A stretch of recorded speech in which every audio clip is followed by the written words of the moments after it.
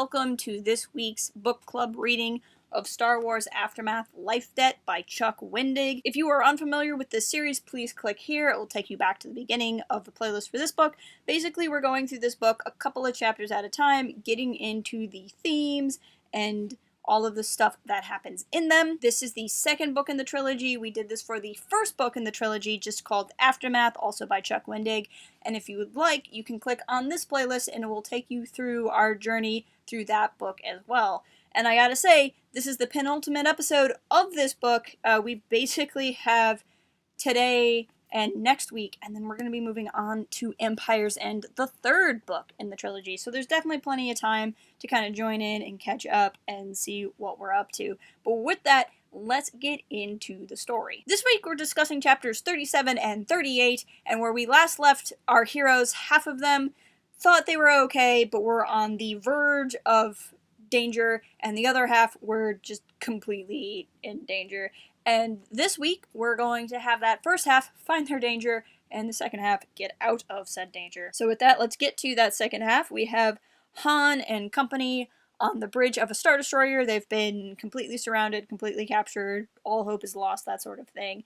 And Han is going through the guilt of that. He's going through the guilt of not having actually helped Kashyyyk, the guilt of, you know, all of his newfound friends are in danger. He wanted to go and do the hero thing, and he just wasn't able to do it. He's thinking about Leia, hoping she'd understand, and realizes that if anyone out there could understand just having to do a thing, having to fulfill a cause, that it would be Leia. And he's not necessarily wrong. At the beginning of the book, Leia was obviously frustrated, but by this point in the book, Leia does understand that Han does just have to do this, and she understands it in a way that he doesn't even realize up until that moment. Because just when everything seems like it's at its worst, lo and behold, there is his wife showing up in the Falcon, along with some X-Wings, and all of this stuff is going on, and it's really interesting because Han is surprised that Leia is there.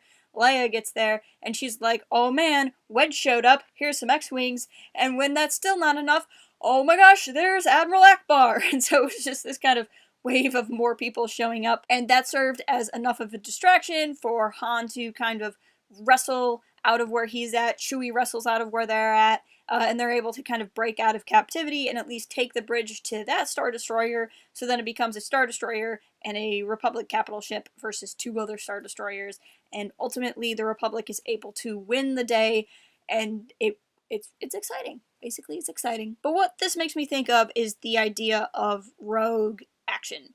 So rogue action is prevalent so much in anything that involves the rebellion, anything that involves the alliance against the Empire, which makes sense. I mean, the whole notion of a rebellion is that it's born out of going rogue. It's born out of saying, I've had enough of this authority I don't like, I'm gonna go and do my thing. But it gets tricky when the rebels start rebelling against other rebels. I mean, if you go to Rogue One, the entire Battle of Scarif is born out of rebels who decided the other rebels weren't rebel enough, and so they rebelled and went to the place and were being rebels, and then the rest of the rebellion had to show up, and it was this whole thing. And even beyond the Alliance, you know, there's been themes throughout canon and Legends canon. So if you go to Legends canon and you look at the Mandalorian Wars, which were the setting for the lead up to the original Knights of the Old Republic game, you had two Jedi that fell to the dark side because they went off to war when the rest of the Jedi wouldn't. So there's so many themes in Star Wars about people defying authority in order to just go and do the right thing. And it's something that's really fun in fiction, but it makes me wonder about real life. And I know that's kind of a killjoy, but like, obviously I'm really happy that Leia defied orders because they won Kashyyyk and they saved Chewbacca and they saved Han Solo and they saved the Aftermath crew, and she did the right thing. But it's ultimately she did the right thing because it worked. If she had gone there and they had all died anyway, and she had died and Wedge had died and Akbar had died, it would have been really terrible. So this kind of rogue action thing in Star Wars is always fascinating to me because in reality, it's only the right thing to do if you are actually right. And I think this is why The Last Jedi really hit at a lot of people, because it really was so counter to something we've seen in almost every other Star Wars narrative to that point. And that was, we had the rebels who were rebelling against other rebels. We had Poe and Finn and Rose who came up with their scheme to get the Master Codebreaker to go on the Supremacy to save the Resistance, and it didn't work. It didn't work, and in fact, it made everything worse. Had they not gone at all, and they just trusted Holdo to handle things, then the Supremacy would never have gotten DJ, and DJ would have never ratted them out, and they never would have started shooting the Resistance ships as they landed on Crate. That the whole last third of the movie wouldn't have happened, and it would have been the most boring end to a movie of all time, but everyone would have been alive, including Luke Skywalker, because he wouldn't have been trying to strain himself to fight Kylo Ren, all if Poe and Finn and Rose had followed orders and not had done what Leia did in this passage. And that is what was so mind-blowing to me. I'm sorry to make this a video about The Last Jedi, that was not really my goal, but it was something I was thinking about. Because when I saw The Last Jedi the first time, it did bother me.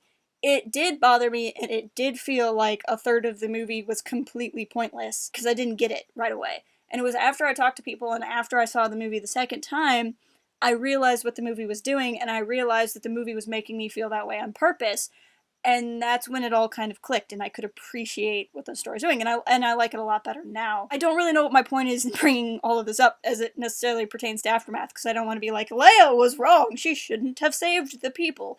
But I think it's interesting. It's this very Star Wars-y thing to say, I trust this hero more than I trust this authority figure. And in fairness, when you consider that the Republic was run by a Sith Lord, the Separatists were run by the same Sith Lord, the Empire was then run by that Sith Lord, and you have the Jedi who believed in inaction, and the Rebellion that wasn't doing enough, or the Saw's partisans that were doing too much. I get why they don't like authority figures, is what I'm saying. Really, in Star Wars, you should just never trust who's ever in charge, ever. But I also think that's why something like the story we get in The Last Jedi is so important, and I think that I would like to see from Star Wars going forward to actually make that be a point of plotline that's interesting. That when you see people going rogue, it's not the, oh, they're the heroes going rogue thing, but you can actually sit there and have some tension of, ooh, is this going to be the right thing to do, or is this not going to be the right thing to do? And it can have a little bit more dramatics to it, I guess, is what I'm saying. That was where my mind went while I was reading this. And then we get to chapter 38. And chapter 38 is the chapter that this has all been building to. This is the chapter that this entire book has been building to, and arguably the entirety of Aftermath.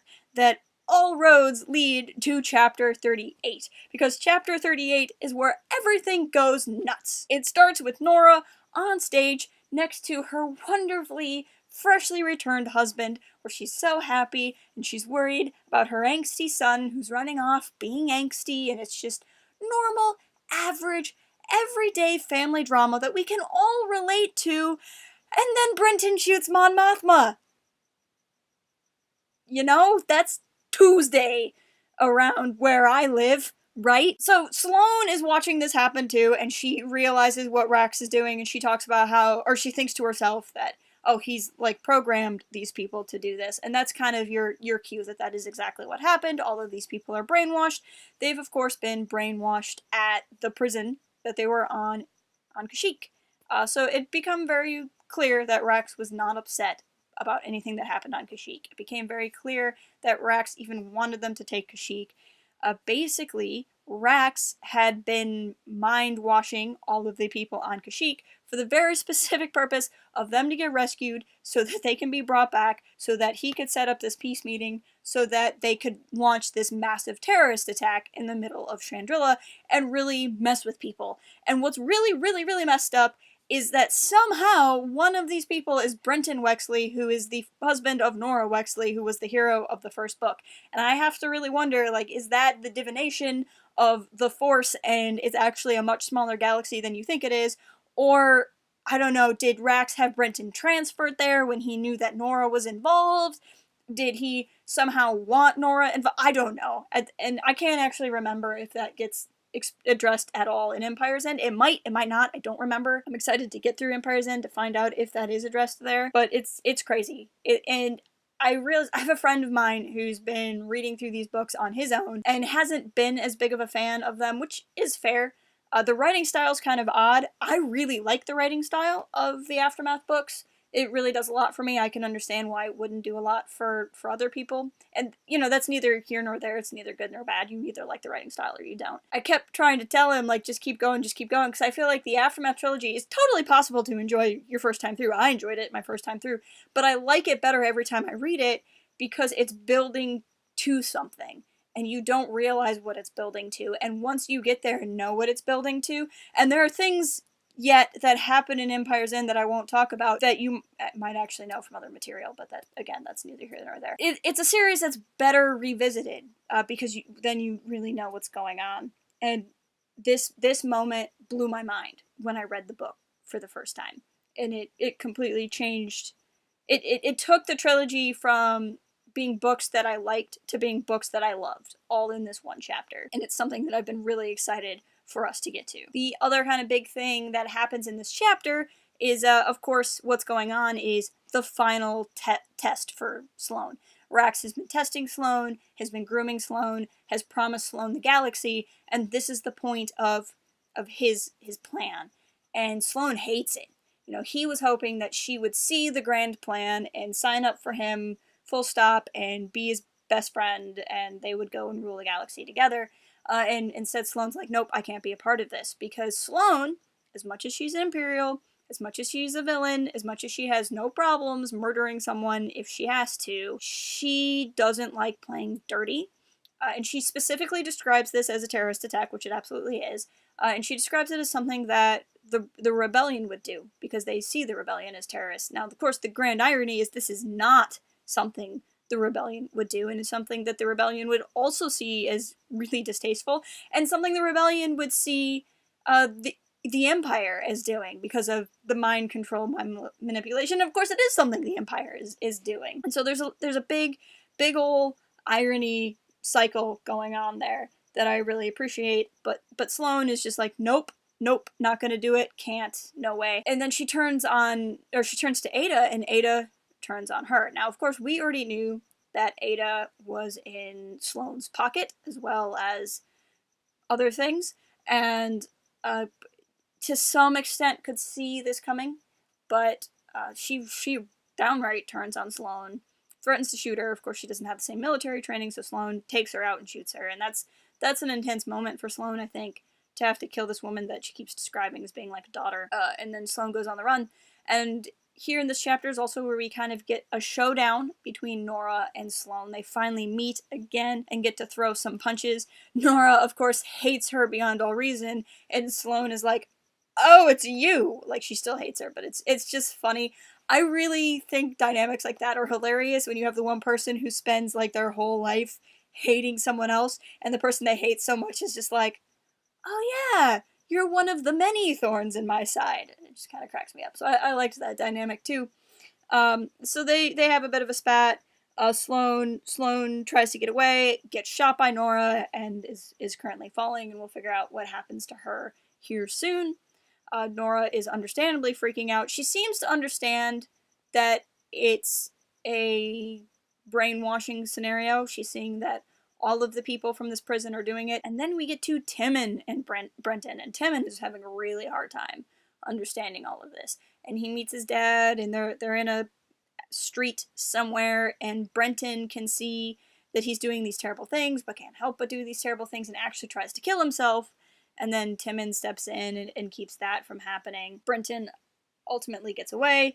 Tashu is freed from captivity by a guard with a shock of hair. And Tashu's an interesting character here because he ultimately serves Palpatine. When Tashu is told that Rax is now Emperor, Tashu actually doesn't want to be freed. He doesn't want to go be in Rax's empire until Tashu is told that Rax still serves Palpatine.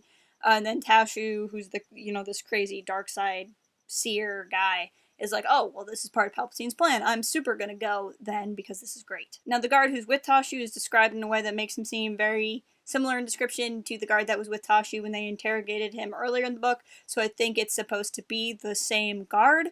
So this is supposed to imply that there's also been a lot of deep-seated undercover agents that have been like put inside of the New Republic to help with everything that's going on, and it makes it clear that this has been a very long game for Rax, to the point of having guards there for Tashu, who's ultimately somebody they want to retrieve, and anybody else that was from that Akiva council at this point either died over the course of the books, or has been murdered by that guard, or is Sloane, who is currently falling off of a bridge. I really like that there's now this like three-way dynamic, that you have the New Republic versus Rax and his Shadow Council and his Empire, and then you have Sloane, who doesn't want the New Republic to win and won't want the New Republic to win.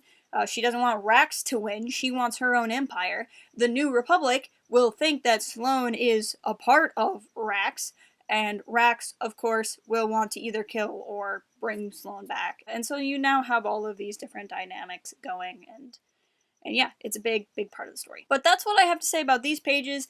Let's go ahead and finish the book next week. It's a bit more than we usually read in a go, but I want to just go ahead and get this book finished up so we can start talking about Empire's End. Most of what's going to be going on is going to be largely a resolution of plot points, and I'd rather talk about the resolution of plot points all in a go. So that's chapters 39 through 42 and an epilogue. So go ahead and read chapters 39 through 42 in the epilogue. Finish the book. We will talk about the end of this book next week, for which I am very excited. The week after, we will start Empire's End, and it's going to be great. Let me know in the comments what you think about this book so far, what you thought about this big twist, how you felt when you got to it. Please make sure you're following us on all of the socials. It's always great talking to you whenever, wherever I can, and I'll talk to you guys next week.